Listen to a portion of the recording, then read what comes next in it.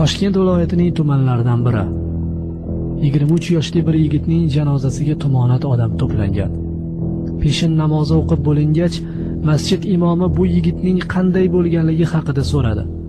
Hamma bir barakayga yaxshi odam edi deyishdi. Yaxshi odam ekanligiga guvoh berganlar saflarni tekislab, janoza namoziga tayyorlana boshlashdi.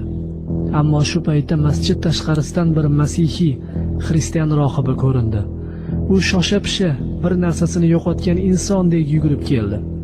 Bu yigitga janoza o'qib bo'lmaydi, chunki u xristianlikni qabul qilgan.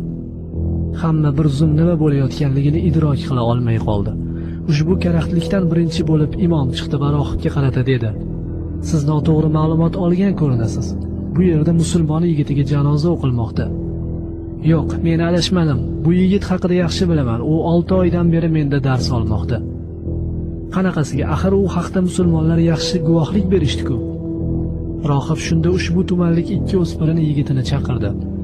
Ular masjid ichkarisiga kirib, qazo qilgan yigit haqiqatan ham yarim yil oldin xristianlikni qabul qilganligi va ixtiyori bilan ushbu dinga kirganligini tasdiqlashdi. Janoza namozini o'qishga hozirlangan jamoat sergak tortdi. Bo'lmagan gap, biz uni juma, hayit namoziga kelganligini ko'rganmiz. Musulmonlarning to'y ma'rakalarida ham qatnashganiga guvohmiz. G'alag'ovur boshlandi. Imom shunda aqlli ish qildi. Haligi yigitlarni jiddiy so'roqqa tutdi. Mayit 6 oy muqaddam haqiqatan ham xristianlik dinini qabul qilganligi tasdiqlandi. Janoza o'qishga mas'ul shaxs jamoatga qarata shunday dedi: "Bu yigitga janoza o'qilmaydi, u musulmon emas." Ota ovoz soldi: "Sendaqa farzandim yo'q. Olib ketlaring buni, o'ligi ham tirigi ham kerak emas menga." Mayit ustiga la'nat o'qiyotgan otaning ahvolini ortiqcha ta'riflab bo'lmaydi. Ushbu holatni kuzatishdan uyalgan jamoat tarqala boshladi. Hech kimga gapirmasdi. Hamma karaxt ahvolga tushib bo'lgandi. Shu paytgacha odamlar falonchi xristian bo'libdi, uyiga xoch osib kelgan qizini falonchi oq qilibdi, Toshkentga o'qishga ketgan falonchi Injil tarqatib yurganmish qabilidagi xabarlarni eshitar, ammo parvolari halak edi. Ular bugun bu yigitga janoza o'qilmaydi degan jumlaning naqadar dahshatli yangrashini his qilishdi.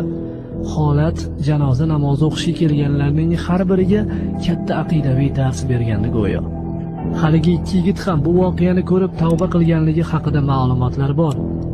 O'sha kungi voqea ana shu janozada ishtirok etgan odamlarga ham qattiq ta'sir o'tkazgan edi.